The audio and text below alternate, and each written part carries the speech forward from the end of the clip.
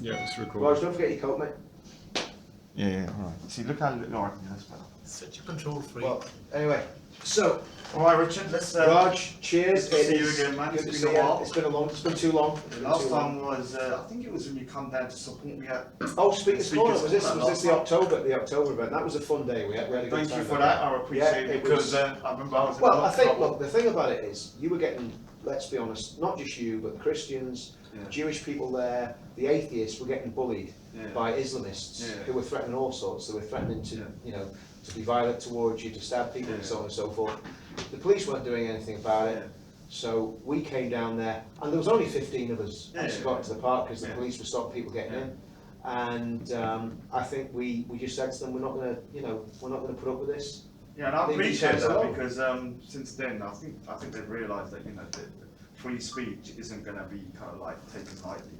No, That, no. I mean- people are gonna kind of like try and not physically fight for it, but mentally they will come down and put boots on the floor too. You've got to make a presence there. I mean, at the end of the day, the good thing about that day was a successful day because there was no violence whatsoever.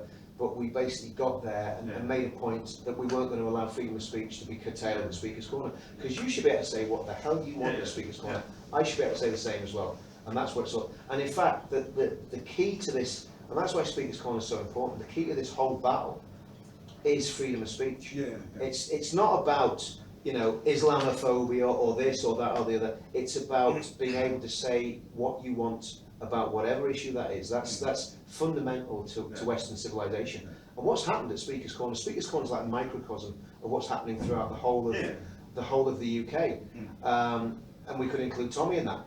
People are being denied freedom of speech. And there's one thing, you can talk about anything you want. You can say what you want about Sikhs, you can say what you want about Christians, you can say what you want about Jews, but you say one thing about that protected religion, and you're in for a world of trouble. We can't say the name because we'll get banned from YouTube. I mean, the problem I have is that it is a difficult situation at Speaker's Corner. When I first went, it was like 90% Muslim. Yeah. And it was like an open-air mosque. And a lot of people don't like the fact that Tommy Robinson come down. You read out the Martin Selner. And I don't agree with Martin Selner at all. But it was important that, it was shown that you should be able to speak at Speaker's Corner. It's free speech. Even if you really disagree with those people's views. But what did happen after that was that, the dynamics of the park shifted. Now the park has got flat earthers there. Lunatics, obviously, it's a triangle Earth. Do you not believe in the flat Earth? Yeah, I believe in the triangle Earth. Oh, triangle. So basically, you've got all these flat earthers, you've got people that, Judaism, you've got a lot more Christian presence. Obviously, you've got the one Sikh army. The one Sikh army, But you've got a much more diverse group of people, and I think it's a much better place now than it was then. But it's still not at the place it should be, because you still can't speak openly. The bottom line is there should not be any threat or any threat of violence or any threat of intimidation. When the whole thing about Speaker's Corner is it's free speech. We know the history is very simple. When people were being executed in London, they were taken to Speaker's Corner. They said their piece and then they were executed. Now you've got a situation where if you say your piece, you've got a certain minority, let's just say it, the Muslims, who are threatening to execute you if you say something that offends them. Is that true? There's the Saved by the Bell. I mean, it's Ali Dawah. Yeah, it's Ali Dawah. Hey, listen. Hey, Ali. Now we call him Ali Diva. He's got a bit of a diva. Can you do that last bit again? Just so now what we've got is at Speaker's Corner. I can't remember what I said now. Now what we've got is, at Speaker's Corner, when Speaker's Corner started, it was a place where condemned men went. People were executed there. What happened was they said their piece, and then they were executed for the crimes that they committed.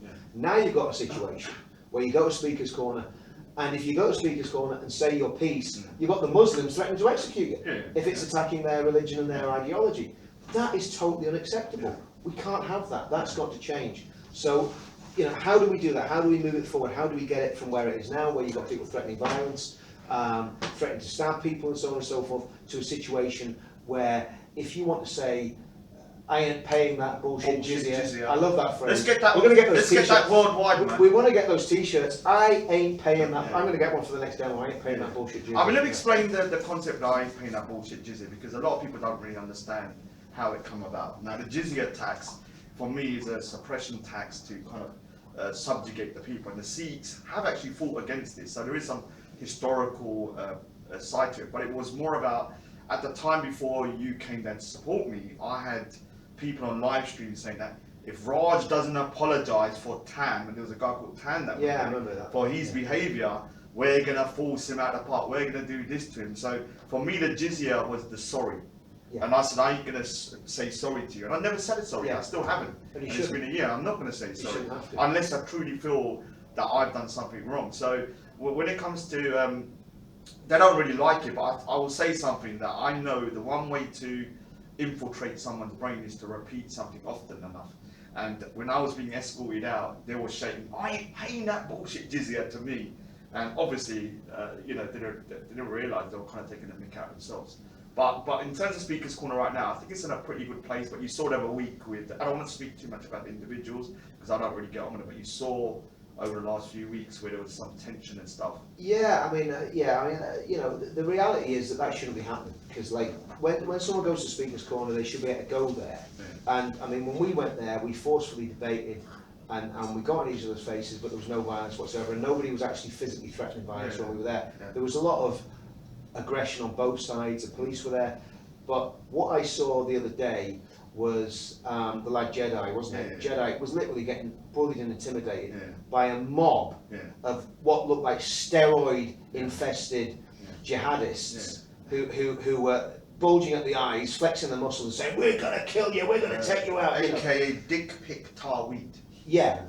I mean, It's true. That's his nickname, Dick Pick. Yeah, I mean, but well, if he takes too many steroids, that's what will happen to him.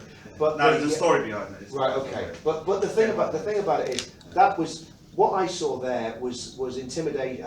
I felt sorry for Jeddah. I mean, I don't know anything about it. I don't live in the country, so I get to speak to Corner very, very rarely. But what I saw there was bullying and intimidation of.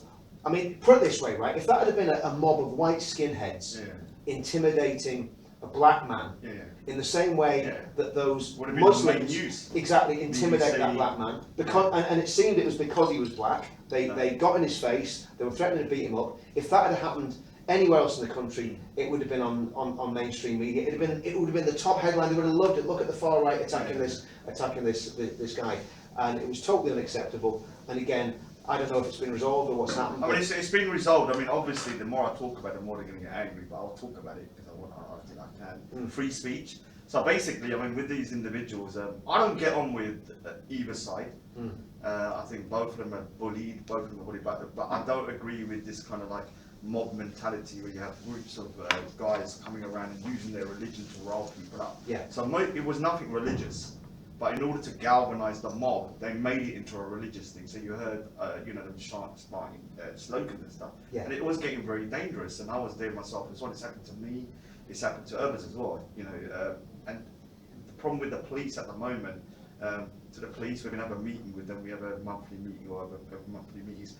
I think they're kind of like being a little bit negligent at the moment in the park. I think it's worse than negligence. I don't think it's just the park. I think what's happened, the establishment, the security establishment in the UK has made a judgment call, and their judgment call is a very, very simple judgment call. It's far easier to deal with the secondary problem, which is people who are criticising Islam, than to deal with Islamists.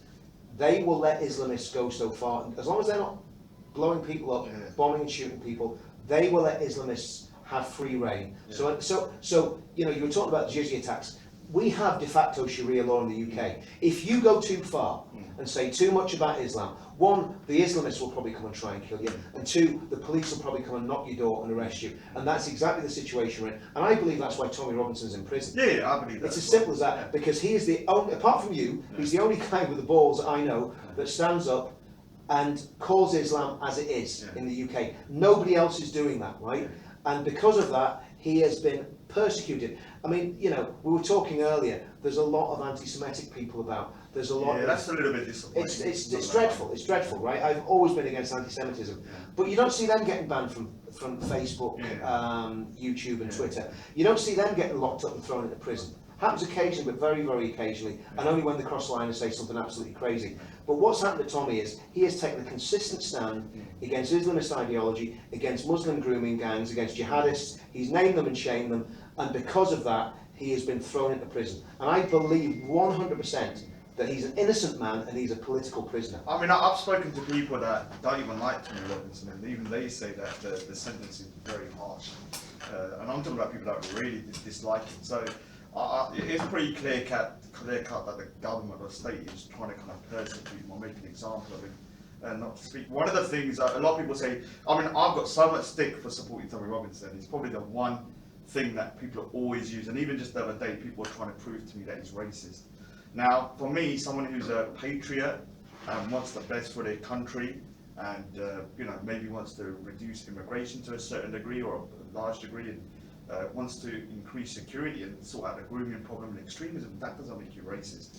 So, you know, I think this is the problem me and others have. If you're brown, you're called a coconut, as you can see, and if you're not, you're called a racist. Well, you're called Tommy Robinson. Yeah, I'm called. Which I think is brilliant. I mean, that's a badge of honour, right? Yeah, I'd say that. I mean, everyone's always said, "Oh, well, do you like to be?" I said, "Look, it's not about. I didn't call it myself. I didn't go to speak at school and say I'm Tommy Robinson. They started calling me Tommy Robinson." And so, one of the reasons I supported Tommy Robinson is obviously one of my relatives was groomed. Yeah. And so the Sikh community has been battling this grooming epidemic since the 70s and 80s, and we've seen our own brothers, like, you know, Sikh brothers go to prison. One of my relatives was groomed and just hit my doorstep. We have two organisations, Sikh Youth UK, SAS, and this is the thing that connected me to Tommy originally, because he's one of the very few people that highlighted it within the Sikh community as well. So I appreciate that, and always appreciate that. And I think the other thing is one of the things that we've tried to do since we started the movement is include people from I don't like doing it because it's identity politics, and I'm not into identity politics. I don't care I genuinely don't care what colour you are. It doesn't faze me whatsoever. I'm not interested in race or religion for that matter. I mean, the only religion that seems to be causing a problem is Islam because of the ideology which is in its texts and in the biography of Muhammad and in the jurisprudence of Sharia law. That's what's causing the problem. So it's not a question of people from different backgrounds. There's a specific problem with Islam that we don't really have with any other religion.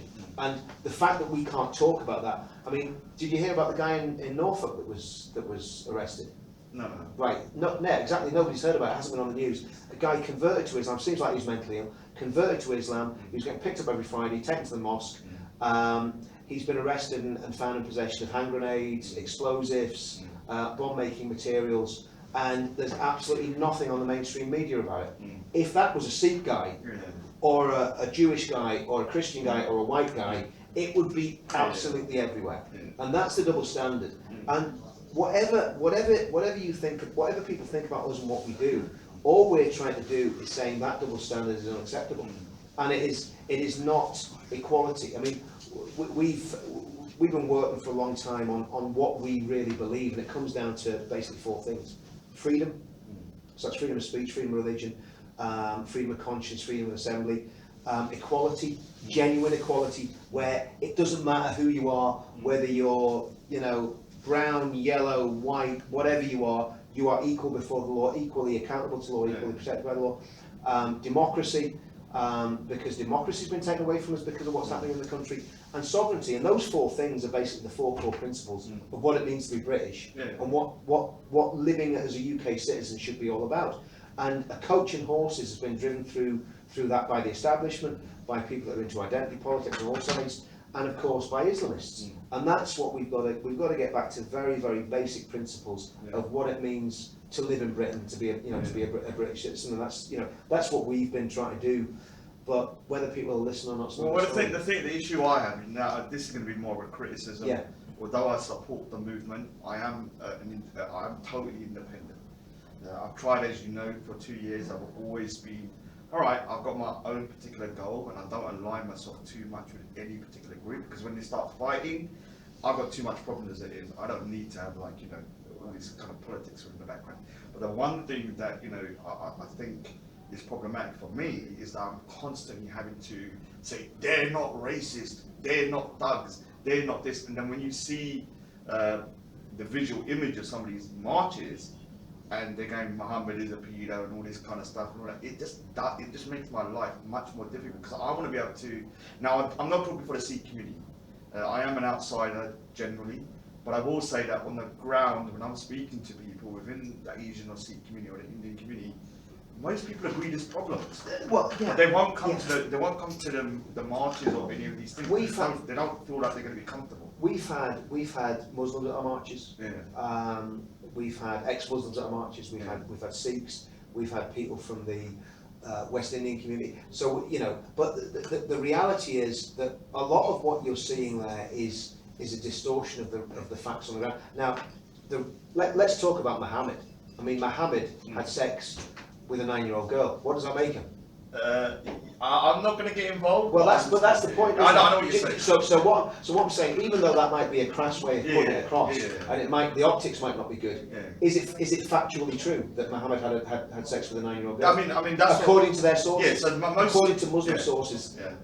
Apart from maybe a few Shia who would use Takir to kind of cover that up. No, the Shias, from what I understand, that they do believe that she was actually 18. Yeah. So that's how deep the Takir goes. Yeah. Oh, right. The Shias are getting it. So sorry, Shias. I've got a few Shias that I've talked to. I have to say something that what's so quite strange, and I've been calling some of the Muslims the biggest Islamophobes in the world. I call them the Islam, and you are the Islamophobes. So I'm damn right you are, because when you look behind the scenes, they are persecuting their own minorities to an nth degree that you can't. That if they think that, if you think that Gertz Wilders or something like this is an Islamophobe, the Sunni Muslims, when it comes to their own minorities, are like Gertz Wilders. As far as I know, the Grand Mufti of Saudi Arabia just says that Shia Muslims in Iran are not Muslims. They're completely beyond the pale, according to him.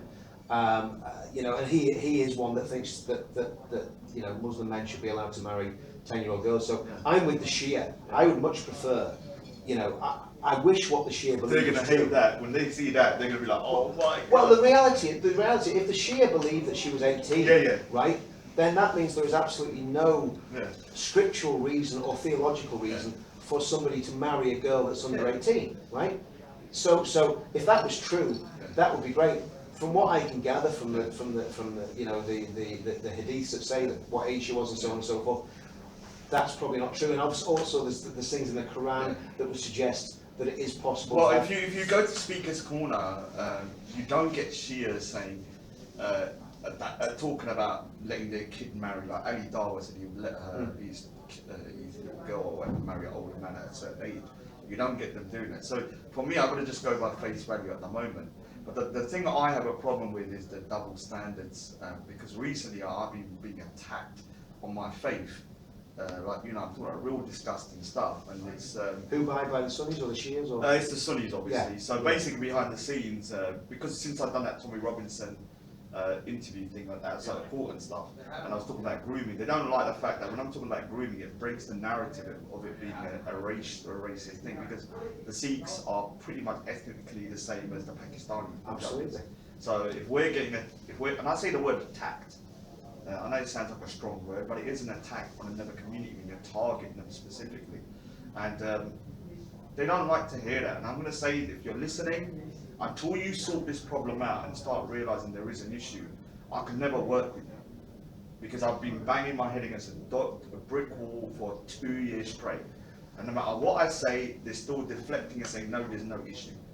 And I mean, even when you take it onto the bigger scale of things, and I think it's not just the hypocrisy among the Sunni Muslim community, there's hypocrisy among the Western governments, because the Western governments are quite happy to come in behind Saudi Arabia, Pakistan, maybe not so much Qatar anymore, but used to be Qatar, and the Sunni Arab states and Pakistan, what have you. But they'll condemn Iran all day long. Now, I'm not saying either's, in the day, there's plenty of bad stuff happening in Iran that's completely against women's rights, against religious liberty and so on and so forth. But there's also the same amount going on in Saudi Arabia, even worse. And far worse. And yet the British and the Americans will back the Saudis to the hilt. We've got basically Iran and Saudi Arabia almost dragging us into a third world war, and the West basically backing Saudi and their satellite states, and maybe the Russians and the Chinese are backing Iran. So there's a huge amount of hypocrisy in Western governments when it comes to this as well, because they're not looking and seeing the differences between the between the different. Well, I mean, we know that the funding's coming from Saudi Arabia and extremist ideology. Because I mean, what people don't realise is that I grew up with Pakistani Muslims from the age of. I was one of the only Sikhs in my area from 0 to 18, and the Pakistani or the Muslim community was very secular at the time. I don't even remember anything about religion being spoken. You could say Happy Diwali, they'll say Happy Diwali, we used to give Christmas cards. And I'm not saying that's necessarily a good or a bad thing, but when it gets to the point now where, if you say Happy Diwali and they won't reciprocate, or, there's a kind of them and us now, and that's how I feel it's starting to get, that there's a kind of like a state within a state.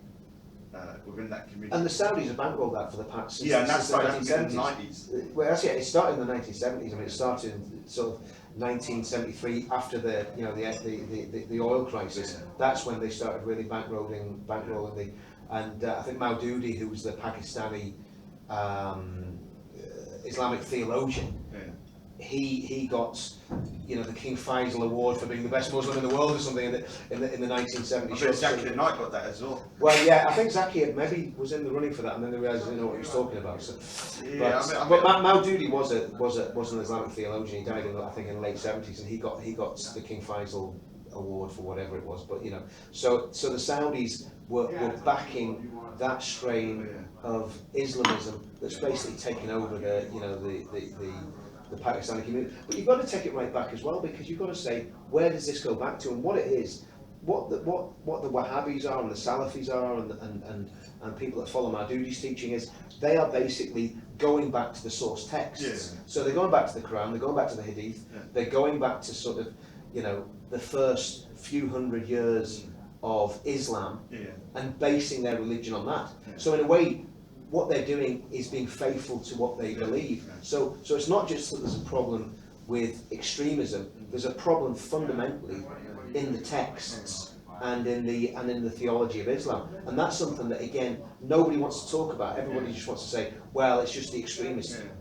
Where's that coming from? It's coming from the Quran. It's coming from the Hadith. It's coming from the Sharia. And that's the. Well, I mean, I kind of judge people like I had a weird conversation the other day, and I know people are going to get angry, but they kind of goaded me onto this kind of stream. You know, these live streams. They said there was an ex-Sikh girl there, and I was like, all right, let me talk to her. And once I started to kind of like speak to her, I started realizing that the way she now perceives her community from before is very disrespectful. And this is what happens with a lot of she become a Muslim, has she? Yeah, so a lot of converts, what happened are I don't mind if you convert, all right, cool. But what happened, she started degrading my community, saying, oh, my family were alcoholics, all the Sikhs are alcoholics. And so it just kind of carried on. I just started asking about the basic kind of like, what would you do under a Sharia state? And this is very disturbing, because if you can kind of pick their brain, and I gave them a hypothetical, what would you do if your son was going to get stoned to death for adultery? I said, I'd have to agree with them. You see, that is the problem, because what they and the reason that happens is because they're going back to the text, and they're going back to the life of Muhammad, the Sirah, they're going back to the Hadiths, and they're saying this is what the texts say. And if you're a fundamentalist in any religion, that's what you're going to do. You're going to go back to the text. Now, if the text is pretty much, love your enemies like the New Testament, that sort of thing, that's not really a problem. If the text is saying, kill them where you find them, if the Hadith is saying, kill the homosexual, whatever it is, then you've obviously got to. Well, this is where the real kind of double standards come, because when I go to Speaker's Corner, we had a transgender lady come down, Sophia Lewis. So she, I still, Sophia, if you really was born a boy, I'm shocked if I'm being honest. I still can't believe it, because she's probably the most convincing female I've met. So I still think she's trolling me, but basically when she came down, you just fancy her, don't you, Raj? Well, she's my wife now. We're already married. So basically, what happened is that she came down and.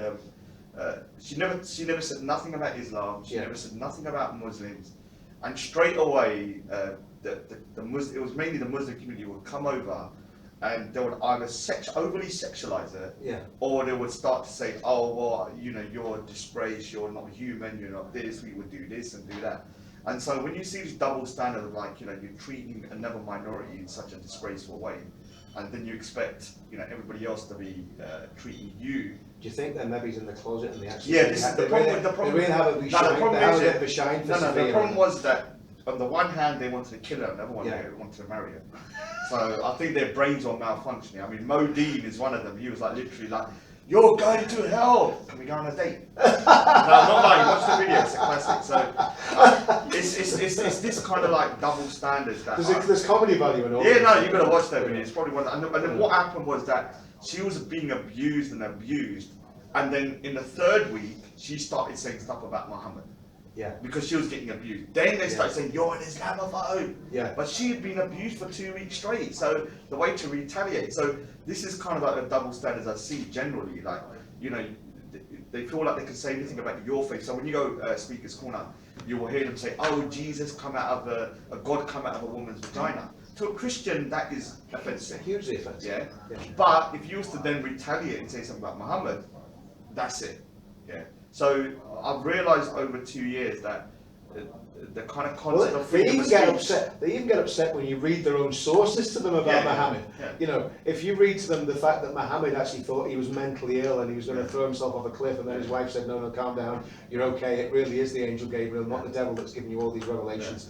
They get very offended about that. Yeah, I mean, this is the problem. I mean, I've realised that originally I thought they were like when I was going to Speaker's Corner, it was very confusing about how they couldn't see that they were offending. Like, so I'd walk in. I'm Sikh. Remember, I'm Sikh. I don't worship a cow, or I'm not a Hindu, or I'm not. And if they do, that's their business. So when I walk in, they'll say, "Oh, you worship a cow. You go and eat your god cow and all that." And if I was Hindu, I probably would have been offended. But I'm not Hindu anyway. But you retaliate in any other way, and then you're gonna have a freaking hit on your head. I mean, yeah, well, this is it. I mean, one of the best guys that I had in the movement was Mufassal Islam. Yeah. And he's converted back, isn't he? Yeah, but why?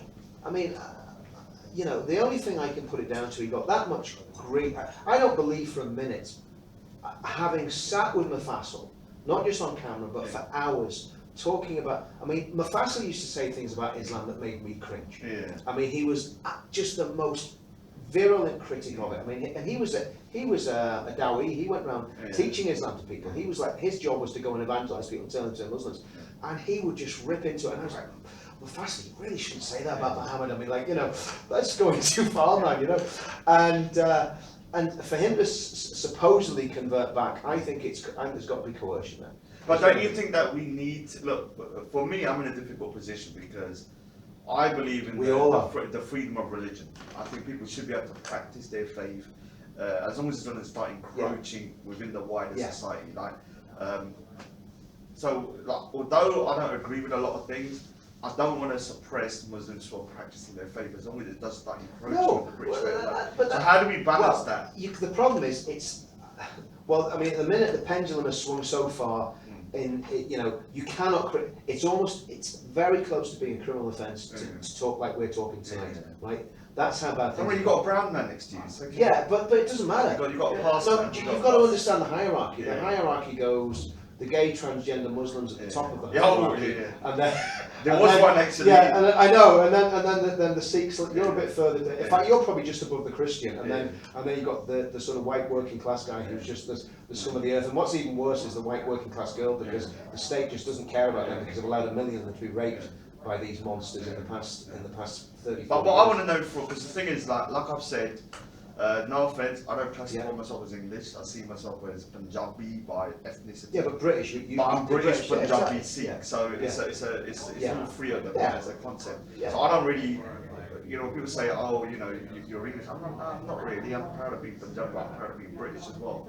How do we then include, say, the Muslim community? Because I mean, a lot of Muslims that secretly, when you speak to them, they're concerned, but they can't. You have to understand they're in a very difficult position. Here's the thing, right? You've got crazy people literally on their doorstep. You're out. Just out of memory. Okay. All right, we'll wait. Just wait and get that. Let me check mine. How are we doing, Sam? How much longer do you want to go? Is that okay, Manny? Is that just live streaming on Facebook? No, it's not, man. Don't worry, you crazy. So the issue is when we think about Mufassal Islam, right? So there's Mufassal. He came out of Islam. He's gone back into it. So I know Mufassal. I know him. He doesn't believe it, right? So he's in the situation he's in I shouldn't speak for him, but I'd be absolutely gobsmacked if he believes it. So he's in a really bad situation. There's plenty of other Muslims that I've spoken to who they don't believe any of it, but they can't come out and say it because they're terrified of the extremists. They really are. They're terrified. And rightfully so, though. Yeah, exactly. Rightfully so. So the thing is about those guys, the ex-Muslims and the genuine secret apostates and genuine moderates that just don't, they just go, look, we don't believe that nonsense, right? So we've got to find a way of bringing them on side, and they should be the voices of heard. Majid Nawaz, I mean, you know, I have a problem with Majid Nawaz because he tries to imply that there is, you know, there is a moderate strain of Islam, and when my thing is, if you go back to the text, you don't find that. But I understand what he's trying to do. Yeah. So how do we shift the narrative so that those guys are in the ascendancy, and everyone's just mocking? You know, if any religion is worthy of mocking, it should be mocked. Yeah, I don't think personally, I don't think there's anything in Christianity that you can actually really mock. Well, I mean, if I was to mock, let's just say someone having an exorcism, it's quite funny. But the other day, I tried to. I was mocking Muslims doing exorcism. They were mad. But that's the point. They were mad. They said, "You're mocking our faith." If I mocked, and I don't know, I'm showing my ignorance here. I don't know anything about the Sikh religion. But if I mocked it, right, you wouldn't go, "I'm going to kill you. You've insulted whoever it is." I don't even know who the sort of guru is, right? But I'll teach you. Don't worry. Yeah. So might be converted. No, you won't convert me. But if I get time, I'll give it half an hour. We'll exchange exactly. Sikh Christianity. But anyway, okay. So if you insulted Christianity, I'd say, "Oh, come on, mate. That's a bit. It's a bit. You're a bit. You're going to be offended. I'm going to be offended. I won't like it. Yeah. But in a free society, you've got. I mean, atheist Steve, right? Great guy. Big up Steve. Love him to bits, right? He's a really good guy. We totally disagree about the deity of Christ, about Christianity, about theism. Yeah. He's an atheist, right? But I count him as a very close and dear friend because we have a mutual respect, and we can insult each other's. I can insult his atheism and mock his atheism, say I don't believe in atheism, and he can insult my Christianity, and we will not fall out over it. But when it comes to Islam, you cannot do that. You cannot criticize. And again, it goes back to the text. It goes back to Hadith. If you criticize, and the Sirah, if you criticize Muhammad, what happened to the people that criticized Muhammad in his time? They were killed, right? So that's the problem that we've got. And so I don't know how we square the circle. The only thing that I think we can do is empower the people who are genuine apostates. The apostates from Islam are basically ignored by the state, and they're maligned by the state, and they need to be protected, they need to be looked after. The moderates, who are probably apostates anyway, they need to be protected. And I wouldn't say they're apostates, but they cherry pick, and I don't mind that. Yeah. If you want to say, I don't agree with this, I don't agree with that. The fundamentalists would call them apostates. Yes, they will call them apostates, but they call everyone. I've always said that, there's not really 1.8 billion Muslims. No. There's really 1 billion sects. And they're all fighting each other all over. And not just that, I mean, the reality is the women, look at the women in Islam. Yeah. Look at minority religions in Islam, even the Ahmadiyya and some of the minority sects, that, some of the Sufi sects and some of the Alawites, look at what's happening in Syria. Look at what's happening in Syria. Look at the slaughter. It's your fault, the white man. It's got nothing. It's got nothing to do with them. They can't take no responsibility. Now this is where the Nazis and the left. This is where the left are more racist than the right. The Nazis, the left, and the Muslims, on the fundamentalist Muslims, the extremist Muslims, all agree on this one thing: the Jews are to blame for everything. Poor Jews. Yeah. We got the Jews though. So this always happens. By the way, just for the camera. I don't believe that. Yeah, right? I don't believe that. I love the Jews and I love Israel, just so everybody knows that, because the way people can cherry pick things and take a little snippet out just for the camera. Well, the thing is the bigotry of when I meet people on the left, I find them more racist than even a Nazi. The left, because they treat you like a child. Like, oh, you support Tommy Robinson? Well, one of the disgusting things. You've been manipulated. It's like, no, I've made an informed decision. One of the disgusting things is that I'm going to say, I'll probably get into trouble for saying this, but the day before Tommy's trial, I was out for the day with Tommy, and we ended up in a Jewish restaurant having a meal with some friends, and these people came in from Israel, threw their arms around Tommy, hugged him, kissed him, and said, we thank you for what you're doing, standing against this crazy ideology that's wrecking the world and is obviously threatening them as well.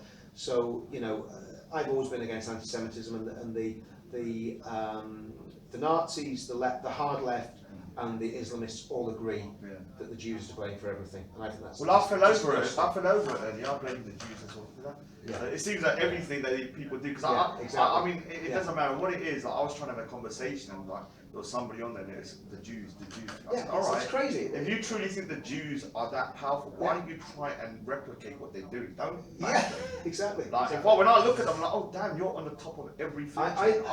The Sikh community should be trying to emulate that, trying to get to that level that we can kind of like, you know. We're going to have to wrap this up. But I mean, I think, you know, what you said is valid points about, you know, we've got to be more inclusive. But the reality is we are inclusive. The problem is the mainstream media, I mean, even social media. I mean, obviously, when we had social media, we could communicate the fact that we were exactly what we believed is what we talked about earlier. Now I've got one social media channel that I can use. Which is, I've been demonetized as well for some hate speech. I haven't said nothing. Yeah, exactly. Well, it's because you're mentioning. Well, the one thing I think we should wrap up on is. Because I keep on saying to these people that keep on saying, oh, Tommy Robinson's a Nazi. I said, look, if Tommy Robinson's a Nazi, then you're going to be begging. I want to tell you. If he goes and a real Nazi, you're going to be saying, like, where is Tommy Robinson? That's exactly what's happening at the minute. The real Nazis are battering on the door with a baseball bat and a sledgehammer. And I can absolutely guarantee you, if Tommy Robinson was a Nazi, I wouldn't stand with him. I wouldn't have anything to do with him, right? And he has fought Nazis, literally physically stood toe to toe, punching the head off Nazis, right? I know that's happened, right? So for people to turn around and call them a Nazi, they don't know what they're talking about. And this is the hypocrisy and the evil of the left. The left are trying to tarnish us all as far right. And yes, there are far right infiltrators, no doubt about it. But I can guarantee you, the vast majority of people in our movement have no time. Sorry, far right infiltrators. They have no time for these far right lunatics. We have a couple of speakers corner that might be coming down to Tommy's event tomorrow. So this is what I keep on trying to explain is that Tommy Robinson, I don't see Tommy Robinson as an individual. And that sounds a bit weird, but I see him like a voice for the working class or people that haven't got a voice. But if he's not there, then the vacuum that's going to be filled is going to be real Nazis. And all that's going to happen is that all these lefties are saying he's a Nazi. They'll be begging for him to come back. Raj, that's what the government wants. Because the government is so scared of Tommy because they know he's not a Nazi. They know what he says is reasonable, and they know what he said is true. And that is why they put him in prison all the time. That's why they try to destroy him, because they know that he's speaking the truth. Whereas if you get the lunatic Nazis coming in, nobody's going to pay any attention to the National Front of these scumbags. What they're going to pay attention to is a man like Tommy who's telling the truth about what's going on in his community. And that's why we've got to stand. But I also have to say, this is a bit of a critique. One thing I find quite difficult is that when people are like kind of hero worship into the state that they don't want to critique a man. So sometimes I believe that, you know, critiquing somebody is also beneficial for them. So I do sometimes critique Tommy Robinson, but I still support him. And I've had a bit of stick for that as well. Oh, why are you critiquing him? All of us do that. Yeah, and I don't think it's productive for him as well. If something is done, that you don't put him up on it. I agree. So yeah, hopefully we can try and kind of move forwards a bit and try and, you know, there won't just be 2 coconuts there, me and Manny. There will be a few more Asians coming out, a few more Sikhs. The Sikhs, the Hindus, the apostate Muslims, the moderate Muslims should be standing with us. They really should. Because we're not against Muslim people. We have a problem with the ideology, and we have a problem with the way some of the Muslims behave because of that ideology. That sums up our issue with Islam. It's not against Muslim people, it's against the ideology. This is going to be a big. So let me just say one thing controversial before we go. I don't mind if you're going to better the UK, but we don't want to go to the Stone Age. Like if you're bringing in like draconian kind of like free speech laws and you want to stop people from talking and going backwards, that's a problem. What we need to do is to embrace things that are going to push us forwards. The problem is the people who are trying to close down free speech are the fundamentalist Muslims. End of story. That's right. We spoke though, so it's not yet. Anyway. Sorry. Oh my god. Oh no. That was all right, wasn't it? Yeah. That was good. Cool. Yeah, good interview. Could you